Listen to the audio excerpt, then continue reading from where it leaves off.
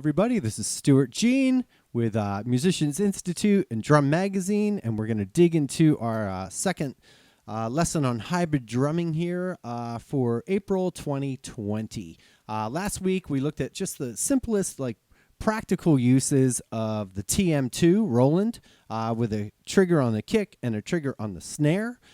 This time, we're going to dig a little deeper and unpack what this thing can do and expand it into 4 channels by adding these 2 Roland BT1 triggering bars. All right, so yeah, this unit has 2 channels, 2 stereo channels out, but you can split that and create 4 mono channels. So it's just a matter of getting a little Y from a stereo to 2 mono cables. So we have our kick sound here. We have a blended kick drum sound. And then we have a blended snare drum sound on the side snare, okay? And then on the bars, we have some different things going on. On this one, I have just like a little blippy sound, and I put some delay on it. So you can actually dig into this and change. Let me take the effects off. There's the sound by itself, but I put a delay on it. Allows me to get a secondary sound there. And I panned it to the right. So it could be center, left, right, you know. So I could do something like...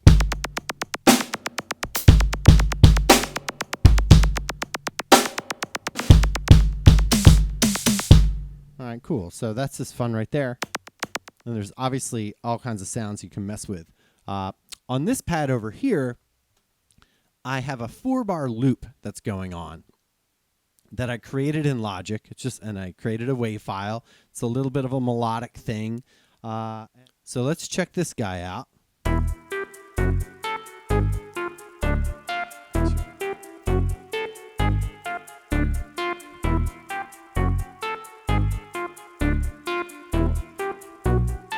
Loops.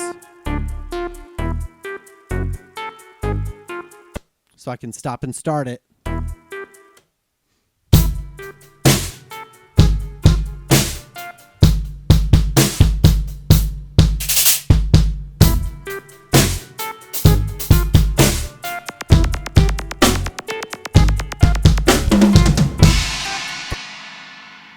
Okay, cool. So that's pretty fun right there. Another feature is instead of looping it, and the way I load this on is you take the WAV file and you put it on the SD card that goes in a little slot right in the machine. So you totally expanding what you can do outside of the onboard sounds.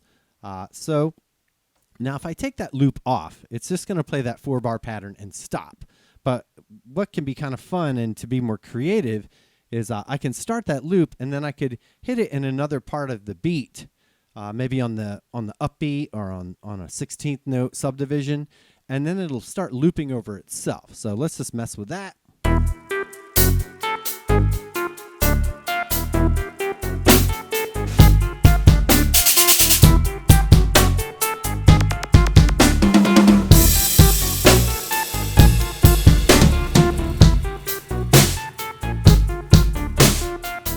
So it really expands everything that you're doing.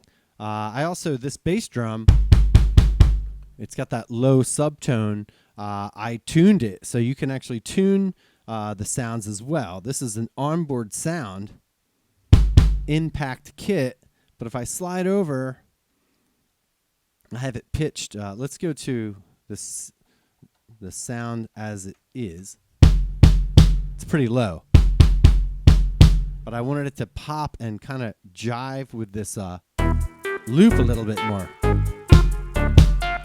So I tune it up.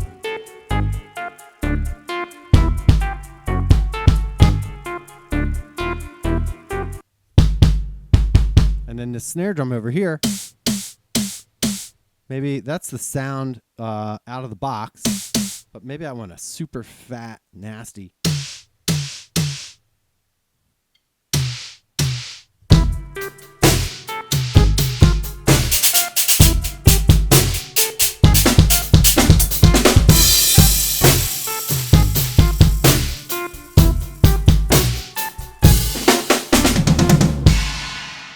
So I could also, if, let's say I'm in a band and we want to be like a DJ and not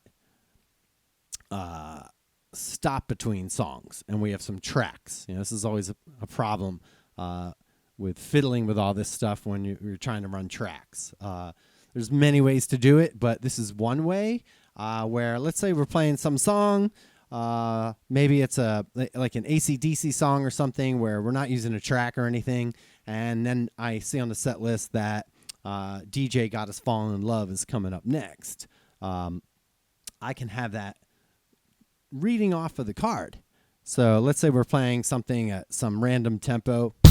Let's say we're here, and all of a sudden we're going to be 1, 2, 1, new song.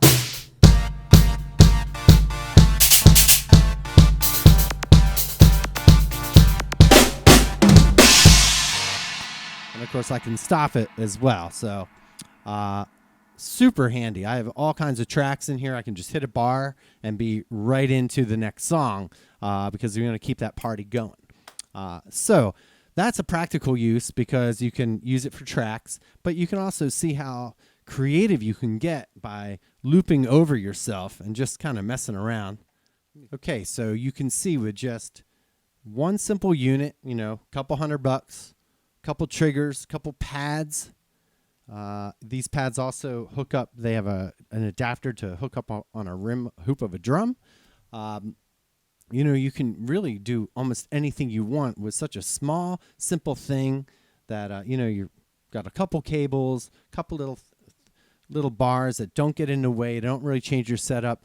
I made sort of an enhanced setup to sort of fit the vibe today, but really you can just go endless with this little guy, especially with the card reader and expanding it to 4 channels. So I highly recommend, if you've been on the fence about getting into electronics and using them, hopefully this is opening up your world and you can see like what might work for you, because all of this is customizable. You could have anything you want really inside this thing with the tuning, panning, effects, looping on top of each other, and then reading off the card. I mean, that's pretty ridiculous for such a small little unit that, is on a bracket off my hi-hat stand. Nothing's impeding my load in, my load out, or my setup or anything like that. So enjoy that, everyone. Have fun.